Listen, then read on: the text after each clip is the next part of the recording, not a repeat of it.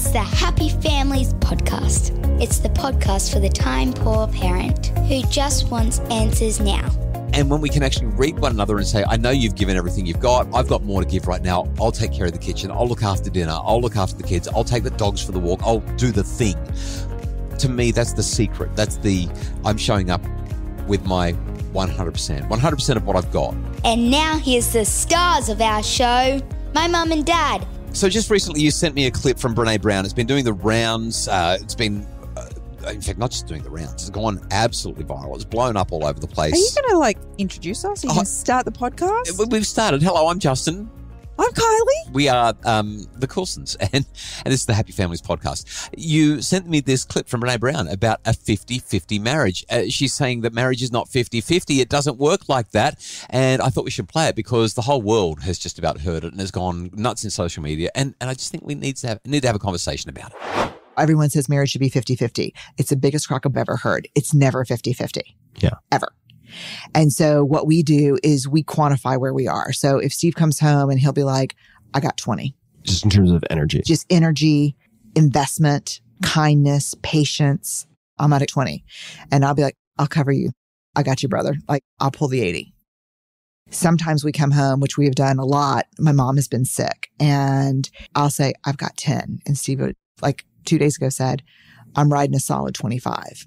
So we know that we have to sit down at the table anytime we have less than 100 combined and figure out a plan of kindness toward each other. Oh, I love that. Yeah, because the thing is, marriage is not something that's 50-50. A partnership works when you can carry their 20 or they can carry your 20. And that when you both just have 20, you have a plan where you don't hurt each other. So I'm going to say straight off the top, I love it and I also hate it. It's both. I know that you struggle with all of the numbers and the quantifying of percentages. Oh, yeah, totally.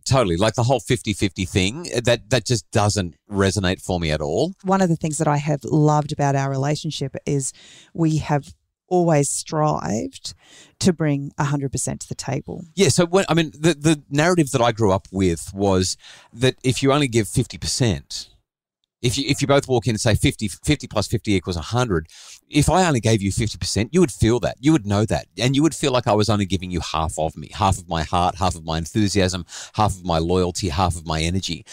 And that could not possibly ever be good for our relationship. So I do have an issue with the numbers. Maybe that's the only issue I have with the way she's describing it, but the whole 50-50 thing, no, it's 100-100.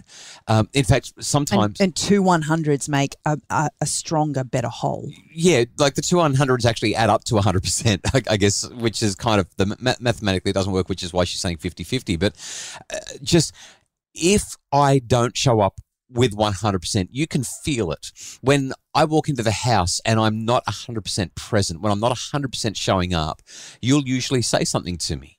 You'll encourage me to either get off the phone or you'll encourage me to come and help instead of, being slothful and doing things that are not contributing because you want 100% from me. You want that. And I feel the same way with you. When you are caught up on your phone or when you're, watching some Netflix and there's, I'm working my tail off. I'm running around doing all this stuff and you're sitting there, which happens once in never. It doesn't really happen very much at all. But when that sort of stuff happens, I'm kind of going, hang on, I'm giving 100% here. I'm giving everything that I've got. And what are you doing? This is not fair.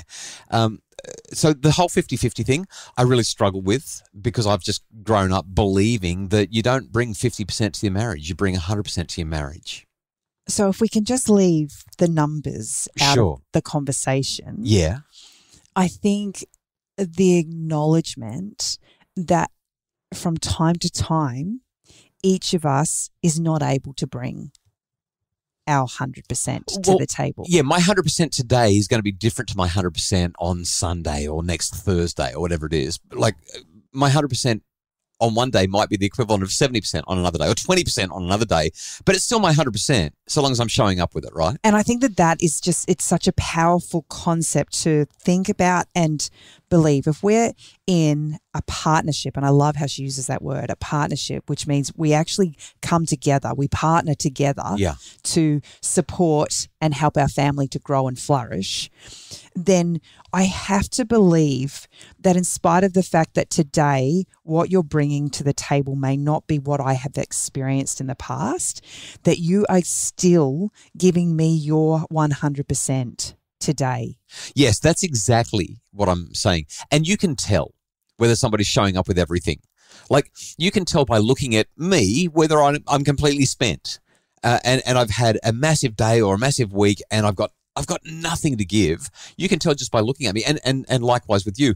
And what I've found works in our relationship has been for me to step in and say, it looks like you've had a really rough day. Would you like me to take over? Or I just take over. I might even say to you, why don't you go and just lay down, go and read a book, go and do something. And when we can actually read one another and say, I know you've given everything you've got. I've got more to give right now. I'll take care of the kitchen. I'll look after dinner. I'll look after the kids. I'll take the dogs for the walk. I'll do the thing. To me, that's the secret. I'm showing up with my 100%. 100% of what I've got. Even if it's only 20% of normal, I'm showing up with 100% of what I've got because I'm committed to contributing. I'm not here to be lazy. I'm not here to let people down. I think the challenge comes when, as a partnership, one person feels like they're always carrying the other person. Yes. When there doesn't feel like there's an equal share, like when you don't feel like someone's got your back because you have to have their back all the time. It's never going to be an equal share, though. This is the thing. Like, and we've got so much data on the division of labor around a household. But just because okay, so in terms of division of labor, honestly, if you were to look at how much I vacuum, iron, cook, clean, make beds, scrub showers, clean toilets, do domestic duties, okay? We're not going to talk about child-related stuff, just the clean-up in the house and the meal prep and all that sort of stuff, the shopping, blah, blah, blah, blah, blah. What percentage would you say I do? You really want me to say? Well, I'm nervous now. I was reasonably confident that you were going to give me a glowing report. What percentage would you say that I do? Really? Yes. You're taking a long time to give me an answer here. On average, I would say you do about 10 to 15% of the household. Wow. Are we including lawn mowing in there? No. So including just indoor. Wow. 10 to 15%. Yeah. So you're saying that you do 85 to 90%? Yeah. Really? Really? So I was still going to give myself low marks. I would have said that I do about 20 to 25%, but I'm a solid 10% above where you are, like in terms of your evaluation of me. Let's say you're right, though. Let's say that I'm doing 10 to 15% of the domestic duties, and that's the way it's worked in our home. When it comes to looking after the outside of the house, what percentage of that am I doing? Oh, 95%. Oh, I would have said 100%. When was the last time you even picked up some leaves? I weed. Yeah, yes, you do. You weed twice a year. Excuse me, who did the pruning? I did the pruning, thank you. Let's not get caught up in the details here. We're just talking roughly. So no matter what we look at, though, we're saying my contribution plus your contribution equals more than 100%. In spite of that, we never get 100% of everything done. And when we look at studies on this topic, we find this consistently. The two people in the partnership, the relationship, the marriage, they always think that they're doing more than they're doing, or they think that the combined total of what they're doing is well beyond 100%. It's 110, 120%. But if I was to say, what contribution am I making versus you when it comes to providing and doing the work hours, the paid employment hours that pay for the mortgage and pay for the cars and pay for all that sort of stuff, what percentage would you put on my shoulders there? You're 100%. Right. Okay. And so I guess the interesting thing about this conversation, therefore, is how do you ever work out what is 50-50 or what is 100-100? Because I think if you spend your time trying to do that, then you've actually missed the point. The relationship is doomed, is what I would say. The relationship is doomed. Because whenever I'm focused on the fact that you only do 10%, I see a deficit in our relationship. Right. I don't actually see you coming to the table and bringing your very best. The reason you only do 10% is because you are our breadwinner. 100%. You're not in the home all day, every day. You're out working. And in your instance, you're actually traveling a lot. So I don't see the fact, I know you feel like it's a harsh mark, but I don't see that as a deficit in our relationship. So let me spin to the next thing then, and that is, imagine you're working full time as well, working full time in paid employment, because so many of our listeners right now are in full time or at least part time employment, and so the load shifts really heavily. New data out from the Australian Institute of Family Studies shows that in families, in households where there are children, women usually do up to 60% of tasks. It drops to about 5% for men. So there's still a whole lot of stuff just not being done. There's a really unfair division of labour. When I show up, or when you show up, but we don't really show up, what Brene Brown's saying and what I really love about what she's saying is you got to have a plan for this. You've actually got to be able to communicate where you're at and trust that 20% or that 20 or whatever the number is, that 20 is everything you've got. It's not like you're saying, yeah, I just don't feel like doing more than 20 tonight. I don't feel like doing more than 10 tonight.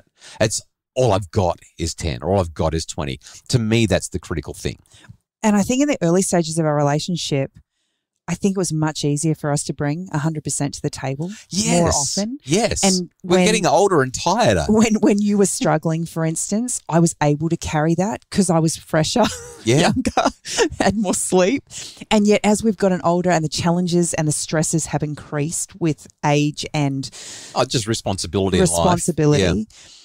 I'm finding that it's harder and harder for you and I to be able to carry each other because the burdens that we individually carry feel so immense. Yeah. What I love about Brene's comments is that it's a conversation starter.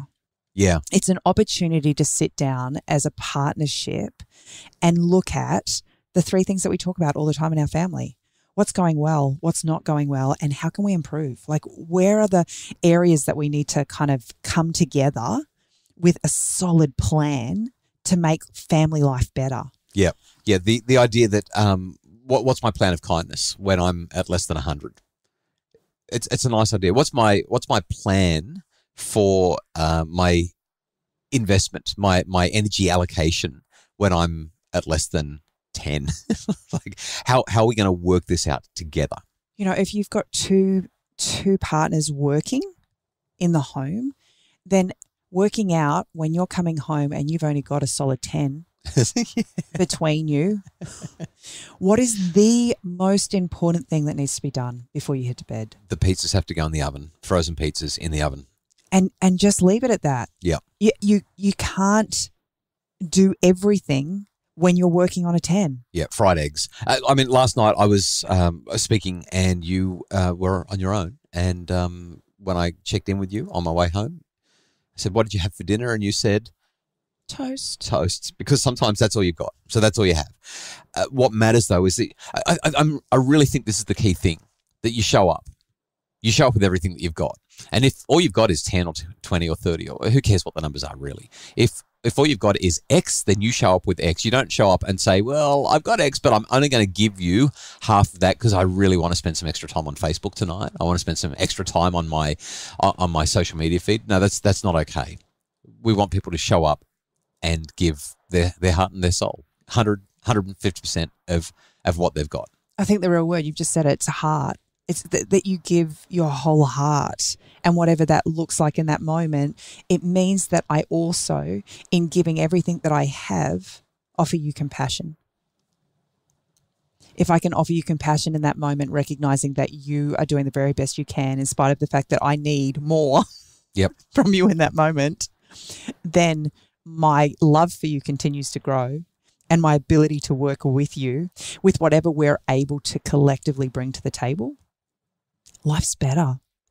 I came across a blog about 10 years ago. I've just looked it up again now while you were chatting. Seth Adam Smith wrote this thing. He said, marriage isn't for you. He said, having been married only a year and a half, I've recently come to the conclusion that marriage isn't for me. And then he says, but don't make any assumptions. Keep reading.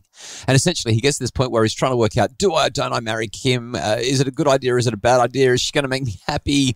And he's talking to his dad about his concerns. And his dad says, son, you're being selfish. So I'm going to make this really simple. Marriage isn't for you. You don't marry to make yourself happy.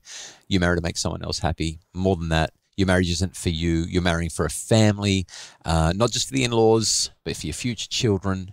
Who do you want to help you raise them? Who do you want to influence them? Marriage isn't for you. It's not about you. Marriage is about the person you married.